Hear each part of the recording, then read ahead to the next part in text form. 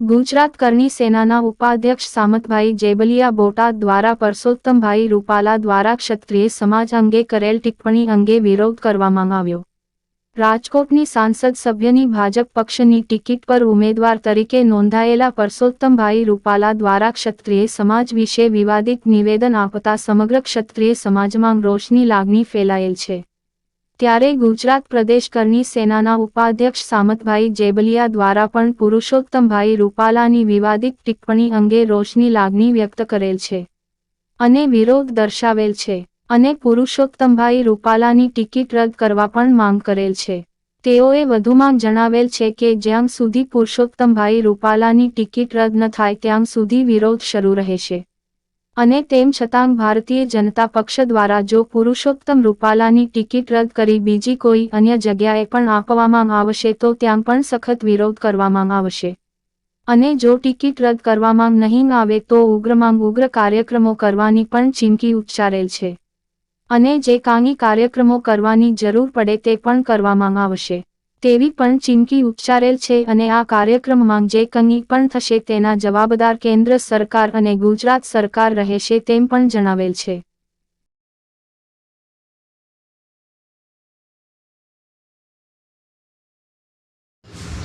હાલમાં જે રાજકોટના સંસદ સભ્ય અને એને જે ટિકિટ આપેલી છે પરસોત્તમ રૂપાલા સાહેબ દ્વારા ક્ષત્રિય સમાજ વિશે અને ક્ષત્રિય સમાજની બહેનો દીકરીઓ વિશે જે અભદ્ર ટિપ્પણી કરી છે તેમાં ક્ષત્રિય સમાજની અંદર ખૂબ જ રોષ ફાટી નીકળ્યો છે। ત્યારે આજે કરણી સેનાના ઉપાધ્યક્ષ જે સામતભાઈ જેબલિયા જે બોટાદના વતની છે એમને મળીએ અને એમના વિશે વાત કરીએ કે એમનો કેવો રોષ છે અને એમનું શું કહેવાનું છે। સામતભાઈ, જે પરસોત્તમ રૂપાલા સાહેબે જે ક્ષત્રિય સમાજની બહેનો દીકરીઓ વિશે કોઈ પણ ઇતિહાસ જાણ્યા વગર જે ટિપ્પણી કરી છે એના વિશે તમે શું કહેશો અને કેવો તમારો વિરોધ? હું રાષ્ટ્રીય રાજપૂત કરણી સેનાના ગુજરાત પ્રદેશ ઉપાધ્યક્ષ તરીકે સેવા આપું છું, સામતભાઈ જેબલિયા બોટાદ।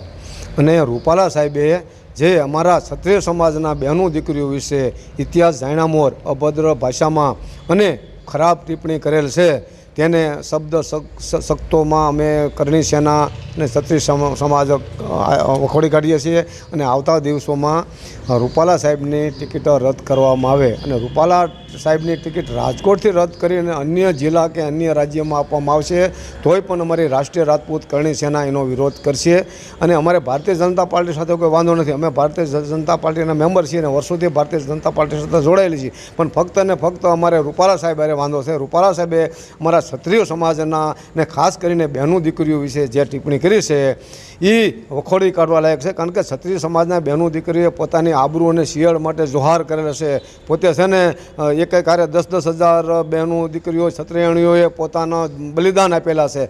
આવો ક્ષત્રિય સમાજનો સુવર્ણ ઇતિહાસ છે અને ઇતિહાસને જાણ્યા વગર રૂપાલા સાહેબે જે ટિપ્પણી કરેલી છે તે વખોડી કાઢવાના લાયક છે અને અમારું ક્ષત્રિય સમાજના રાષ્ટ્રીય રાજપૂત કરણી સેના દ્વારા ભારતભરમાં અત્યારે આંદોલન ચાલુ છે અને જ્યાં સુધી રૂપાલા સાહેબની ટિકિટ રદ નહીં કરવામાં આવે ત્યાં સુધી આંદોલન ચાલુ રહેશે અને જો આ રૂપાલા સાહેબને ટિકિટ રદ કરવામાં નહીં આવે તો ભવિષ્યમાં ઉગ્ર આંદોલન થશે અને કોઈ પણ અનિચ્છનીય બનાવ બનશે તો કેન્દ્ર સરકાર અને ગુજરાત સરકારની જવાબદારી રહેશે એવું અમારું માનવું છે। તો તાત્કાલિક ધોરણે રૂપાલા સાહેબની ટિકિટ રદ કરવામાં આવે। એટલે આ છે ને ખરેખર રૂપાલા સાહેબે બહુ, અને રૂપાલા સાહેબ ઇતિહાસકાર છે। રૂપાલા સાહેબ જ્યારે હળવાશથી વાતો કરતા હોય ને ત્યારે માણસોને આમ સાંભળવા લાયક આટલી બધી રૂપાલા સાહેબ એ બહુ લાયક માણસ છે અને એમને આ જે ભૂલ કરી છે એ પણ કોઈ પણ રીતે આવેશમાં આવી અને એને ભૂલ કરેલી છે અને એને પોતાની ભૂલ એને સ્વીકારેલી છે, પણ સમાજ બહેનો દીકરીઓ વિશે બોલ્યા છે। અમારે ભાવનગર યુવરાજ સાહેબ બોલ્યા છે, અમારે લાઠી ઠાકોર સાહેબ બોલ્યા છે, અમારે કેસરીસિંહજી માકનભાઈ યુવરાજ સાહેબ બોલ્યા છે। આ બધા રજવાડાઓ જે સ્ટેટો છે જેને ભાવનગર યુવરાજ સાહેબે તો આપણું અખંડિતતા ભારત કરવા માટે પ્રથમ એના છે ને 1800 પાદર આપી અને ભારતને અખંડિતતા કરવાનું છે। આ ક્ષત્રિય સમાજનો ઇતિહાસ છે। આવા ક્ષત્રિય સમાજના ઇતિહાસ છે અને રૂપાલા સાહેબ આવું બોલે ક્ષત્રિય સમાજ વિશે કે એ અયોગ્ય છે અને એને અમે વખોડી કાઢીએ છીએ। આવતા દિવસોમાં રાષ્ટ્રીય રાજપૂત કરણી સેના જ્યાં સુધી રૂપાલા સાહેબને નહીં રદ કરે ટિકિટ ત્યાં સુધી આંદોલન ચાલુ રહેશે અને ભવિષ્યમાં ઉગ્ર આંદોલન પણ થવાની શક્યતા છે। જય મા કરણી। રૂપાલા સાહેબે 2 વખત ક્ષત્રિય સમાજની માફી માગી છે, તો એ માફી વિશે શું કહેશો અને તો તેને માફ કરી શકાય કે કેમ? આ રીતે જેને છે ને બહેનું દીકરીઓ વિશે જે અભદ્ર ટિપ્પણી કરી છે, જે બોલ્યા છે કે હવે મારે શું કહેવું કે રોટી બેટીનો વ્યવહાર, આવું રૂપાલા સાહેબ બોલ્યા. હવે બેટી અમારે બેટીનો વ્યવહાર અંગ્રેજો વારે છે. રૂપાલા સાહેબને અમારા બધા શીલા દીક્ષિત યુવરાજ સાહેબે કીધું ભાઈ આવો એક દાખલો બતાવો, કોઈ પણ અંગ્રેજો વારે આવ્યો રોટી બેટીનો વ્યવહાર કર્યો હોય.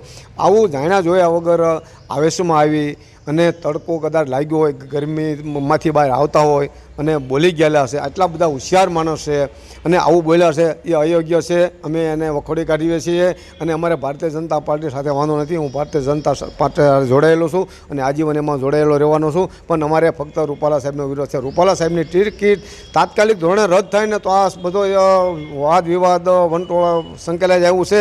નહીંતર ઉગ્ર સ્વરૂપ ધારણ કરશે અને કંઈ પણ અનિશ્ચય બનાવ બનશે તો ગુજરાત સરકારને કેન્દ્ર સરકારની જવાબદારી રહેશે. એવી હું કરણી સેનાના રાષ્ટ્રીય ઉપાધ્યક્ષ તરીકે સરકારને વિનંતી કરું છું કે તાત્કાલિક ધોરણે ટિકિટ રદ કરી અને આ વિવાદનો અંત લાવે. જય માં કરણી. આ હતા સામતભાઈ જેબલિયા, કરણી સેનાના ગુજરાત પ્રદેશ ઉપાધ્યક્ષ હતા. તેઓએ પણ પરસોત્તમ રૂપાલા દ્વારા જે ક્ષત્રિય સમાજ વિશે અભદ્ર ટિપ્પણી કરી છે એનો પણ રોષ જણાવે છે. તેઓ પણ માંગ કરી રહ્યા છે કે આ પરસોત્તમ રૂપાલાની ટિકિટ રદ કરવામાં આવે અને કોઈ પણ જગ્યાએથી એમને ઊભા રાખવામાં ન આવે. તો તેમ છતાં જો આ ઊભા રાખવામાં આવશે તો તેમને હરાવવા માટે અને ભાજપ પક્ષના વિરોધમાં જવાની પણ તૈયારી કરણી સેનાના ઉપાધ્યક્ષ દ્વારા જણાવેલી છે. Rajesh Shah, R news, Botad.